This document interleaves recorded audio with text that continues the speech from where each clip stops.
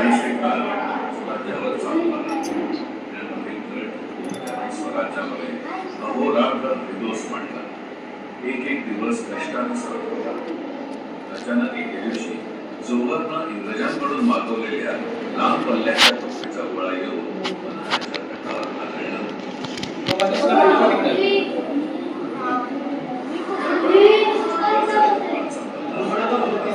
हे डोकं वर नको ना काढू हे. महाराजांनी पन्हाळ्यावरून निसटण्याचं निश्चित केलं.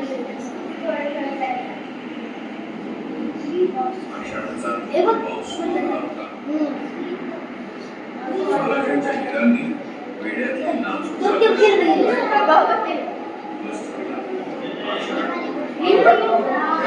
अरे महाराज उतरले बघा, दिसले महाराज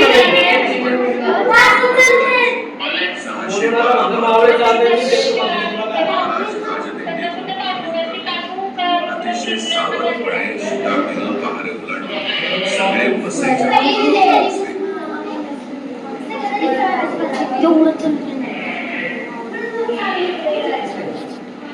रात्रीचा गडद अंधार, आषाढाचा अविरत पाऊस, घोंघावणारा वारा, दगड-खोटे, रानझुडपं, काटेकुटे, गुडघा चिखल, शिवाळे, खासखळगे आणि त्यातून धावणाऱ्या सहाशे सावल्या.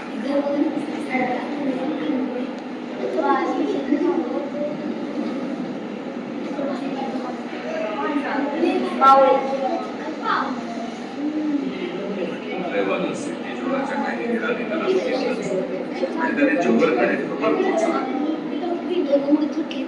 आता जोहर पाठलागावर येणार हे निश्चित होतं.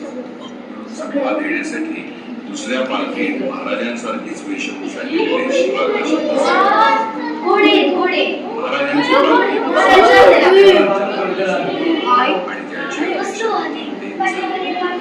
जोहरनं आपला जावई सती मसूद याला पाठवलं.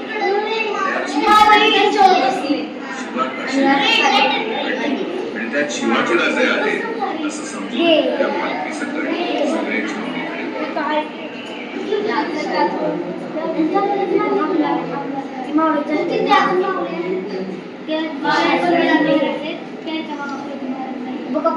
पण सिद्धी मसूदनं पकडलेली व्यक्ती शिवाजी राजे नाही हे लक्षात घेताच याचा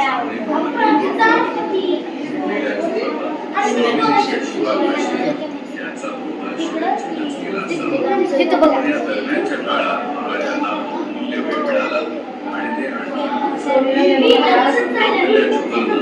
सिद्धी मसूदला आणखी सैन्य घेऊन विशाळगडच्या दिशेने पाठवले. महाराज आडवाटेनं बरेच निघून गेले होते.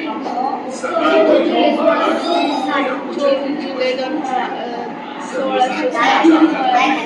10-12 तास मलकापूर मार्गे पाठवलेल्या सैन्याला लागलीच. आता कसं करावं? महाराजांनी बाजींना विचारलं.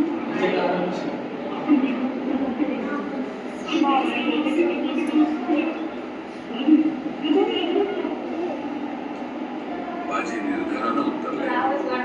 दिवे लोक घेऊन गडावर निघून जाणे. 2 प्रहर पावे 2 पोच मागावर पडलं तरी मुला लेकरांना अन्न महाराज देणार. विचार आणि एखाद्या पुत्राप्रमाणे भाजी गजापूरच्या ठिकाणी उभी राहिली आणि त्यांच्या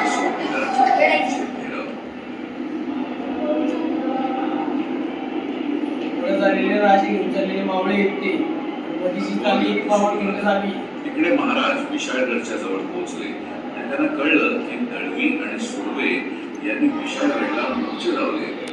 महाराजांना अर्थातच आधी याची कल्पना नव्हती. आपण मध्यान्ही गडावर पोहोचून इशारतीचे बाग उडवू हा त्यांचा अंदाज साफ सुचला. त्यांना तिथं नव्यानं अनपेक्षित झुंज मांडायला लागली. मध्यान्ह टळून गेली. सूर्य मावळतीकडे जाऊ लागला. महाराजांच्या इशारतीच्या तोफा अजून ऐकू येत नव्हत्या. उपाशी लढणाऱ्या बाजीप्रभू आणि 300 मावळ्यांवर अडवून ठेवला होता. एकेकाचा देह अनेक जखमांनी भिजून निघाला. पण फिरणाऱ्या तलवारी थांबत नव्हत्या. एक एक माणूस पडत होता. अखेर संध्याकाळी महाराज विडा फोडून विशाळगडावर पोहोचले. महाराज तब्बल 21 तासाच्या अथक धावपळीनंतर विशाळगडावर सुखरूप पोहोचले होते. त्यांनी इशारतीच्या तोफा वाजवल्या. बरखात झालाच. बाजी प्रभू आणि फुलाजी दोघे लढाईत कामी आले आणि जे मोजके वाचले ते जगात प्रसाद झाले.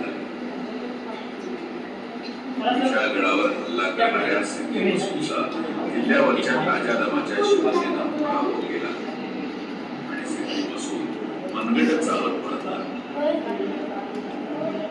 लाखांचा पोशिंदा वाचायला हवा म्हणून आपले प्राण अर्पण करून बाजीप्रभू देशपांडे आणि बांदलांच्या सेनेनं आपल्या रक्तानं पावन केले.